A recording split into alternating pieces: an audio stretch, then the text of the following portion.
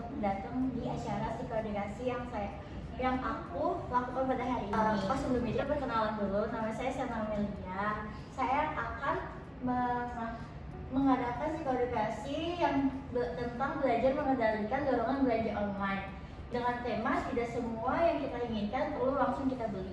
Kayak teman-teman pernah gak sih ngerasa kayak sebenarnya tuh teman-teman tuh cuma pengen lihat aplikasi aja nih misal di e-commerce seperti Shopee atau enggak TikTok Shop atau Tokopedia, terus kayak sebenarnya tuh gak ada dibutuhin sama teman-teman, tapi tuh kayak tanpa sadar tuh kayak kok tiba-tiba merasa butuh ya, kayak kok ada diskon ya, kayak kapan lagi ya ada diskon kayak segede itu, jadi kayak ngerasa sayang gitu gak sih.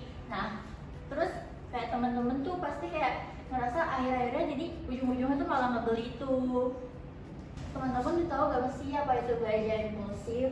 Nah, belanja impulsif itu adalah pembelian spontan yang terjadi tanpa perencanaan dan tanpa evaluasi rasional yang cukup. Perilaku ini dipicu oleh rangsangan lingkungan dan didorong oleh emosi, bukan kebutuhan nyata. Jadi utama itu kayak kita tuh kayak spontan gitu loh, kayak ngeliat kayak diskon terus jadi langsung beli, terus kayak emosional misalnya kita ada sekali lagi ngerasa aduh pusing nih kayaknya, stres banget deh, terus akhirnya kayak ya udahlah kita belanja aja, terus ada juga kayak minim pertimbangan jangka panjang. Jadi tuh dia nggak mikir kayak ini tuh barangnya tuh sebenarnya butuh gak sih buat kedepannya, bakal kepake atau enggak, atau dia beli karena lucu aja.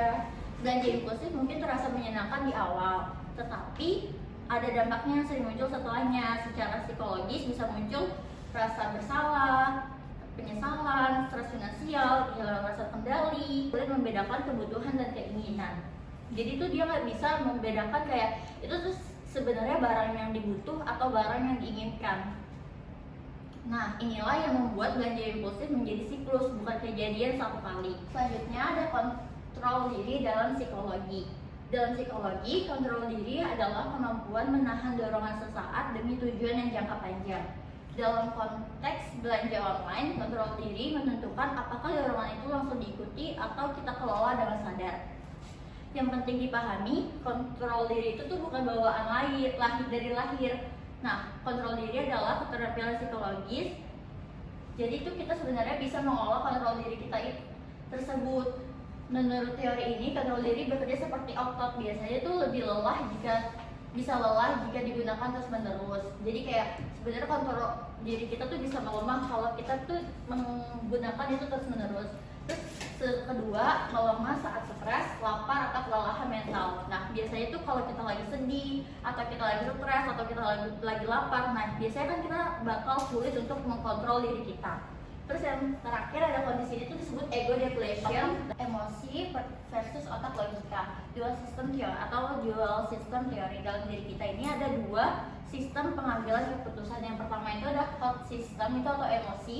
Itu tuh kayak kita tuh mengambilnya tuh secara emosi itu cepat, impulsif, ingin kepuasan sekarang. Jadi itu yang kedua ada thought system atau logika. Ini lebih kita ambil keputusan melalui logika. Jadi itu cenderung tuh lebih lambat, rasional, memikirkan dampak. Jadi belanja impulsif itu terjadi karena kita cenderung menggunakan thought system untuk mengambil keputusan dan full system itu berhenti secara sejenak. Dan selanjutnya ada latihan mengaktifkan kontrol diri. Nah, di sini saya merumuskan dengan rumus time attack. Yang pertama itu T itu tunda, terus tunda itu beri jeda sebelum membeli. Jadi kayak kita tuh mikir-mikir dulu, kayak beri jeda dulu, kayak sebenarnya butuh gak sih, kalau kayak sebenarnya kayak oke gak sih kalau dibeli, aku tuh butuh atau pengen. Terus yang kedua tuh identifikasi emosi, kayak saya ingin beli karena apa, kayak kita tuh beli tuh karena emang butuh atau emang karena cuma pengen atau lucu aja. Terus yang selanjutnya ada M, maknai ulang.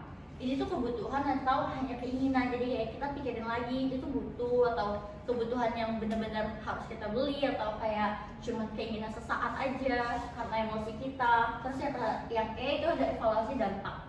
Apa konsekuensinya nanti, kayak setelah kita beli itu kita mikir kayak sebenarnya tuh nanti tuh kalau kita udah beli barang itu bakal berguna gak ke kita, atau nantinya cuma ditaruh doang di rumah, terus akhirnya jadi pajangan aja nggak kepake. Perubahan dimulai dari langkah kecil. Kayak pertama, pilih satu komitmen minggu ini, kayak menunda pembelian minimal 24 jam, mematikan notifikasi belanja, tidak check out saat emosi negatif, mencatat dorongan belanja yang muncul. Ingat, kontrol diri tumbuh bukan dari niat besar, tetapi dari latihan kecil yang konsisten. Seperti latihan yang tadi, yang time itu latihan sederhana yang bisa mengubah keputusan impulsif menjadi keputusan yang lebih sadar. Sudah selesai materi hari ini, selanjutnya kita akan bermain board game control step. Oke, selanjutnya kita akan bermain board game, yaitu namanya control step. Jadi di mana nanti kita akan bermain seperti ular tangga. Nah, tetapi di sini tuh ada 3 macam warna. Jadi ada warna pink, biru, dan juga kuning. Nah, setiap langkah nanti misalnya ada putar dadu, itu misalnya 3. Terus kita jalan 3, 1, 2, 3, dan misalnya warna kuning akan mengambil kartu refleksi, dan kalau warna pink akan mengambil kartu godaan, dan kalau warnanya biru akan mengambil kartu strategi. Jadi yang pemenangnya itu adalah yang dapat yang mencapai garis finish duluan. Jadi setelah kita main board game yang control step itu, kita akan mengisi worksheet. Nah, di si worksheet ini tuh ada refleksi awal, terus yang paling penting setelah board game itu ada catatan permainan control step. Jadi dicatat itu saat giliran yang pertama itu posisi angkanya dadunya itu berapa, terus ada naik ular atau tangga, terus dapat kartu apa, terus respon yang dijawab tuh apa. Set. Dua apa? Tantangan kan? Tantangan kan? Iya, tenang. Godaan. Oh, godaan. Kamu baru saja menerima uang atau saldo tambahan. Apa kecenderungan yang biasa muncul setelah itu? Biasanya sih kan belanja atau ini, tapi setelah belajar lagi tadi jadi lebih buat ngisi-ngisiin yang kepentingan banyak hal selain belanja. Gitu jawabnya. Gimana perencanaan waktu luang dan mengurangi kebiasaan belanja online? Gue ngomongin waktu. Kalau gue jadi misal kan biasanya waktu scroll tuh malam ya. Nah, jadi kalau malam tuh jadi jangan buka aplikasi itu. Jadi kan nggak belanja saat malam. Cari yang kuning dong. Gitu gua.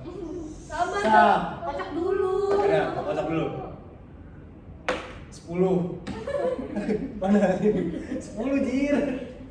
Ini siapa? Gue ngomongin. Refleksi, bagaimana kebiasaan belanja online mempengaruhi pengelolaan waktu luangmu? Kebiasaan belanja online mempengaruhi. Jadi biasanya kan waktu online atau belanja itu kan pasti kita nge-scroll dulu, itu tuh makan waktu yang lama atau cari barang-barang lama. Nah, habis itu tuh kita, kalau aku sendiri sih bakal ngelolanya cari aktivitas kayak mungkin rapi-rapiin kamar, lemari, atau yang lain-lain lah yang bisa dikerjain biar nggak scroll. Audiens terpilih gue. Bayar gua. Tuh kan bener anjir mau. Dua. Beda gue kedua. Nah, Nasi aja. 2, 8, 6. Ih, satunya dihitung. Iya bener. Bener berarti kan? Bener. Iya ya. Apaan sih? Mentor. Tuh, ambil kata refleksi. Refleksi. Kita kan lama di Strategi mana yang menurutmu paling sulit dilakukan? Menahan diri untuk tidak check out. Cara mengelola dorongan belanja dengan menunda keputusan pembelian. Nggak usah buka HP, jadi nggak usah belanja biar irit gitu. Apa dampak kebiasaan belanja impulsif terhadap kondisi keuanganmu? Habis. Baik, setelah kita bermain game tadi, yaitu game board game control step dan juga pemateri yang singkat tadi, diharapkan teman-teman semuanya dapat mengkontrol diri secara lebih baik untuk kedepannya agar tidak terjadi hal-hal impulsif lainnya, seperti salah satunya adalah belanja online. Nah, sekian dari saya, kurang lebihnya mohon maaf apabila ada kekurangan, mohon untuk dimaafkan. Terima kasih sudah hadir pada hari ini. Assalamualaikum warahmatullahi wabarakatuh. Waalaikumsalam.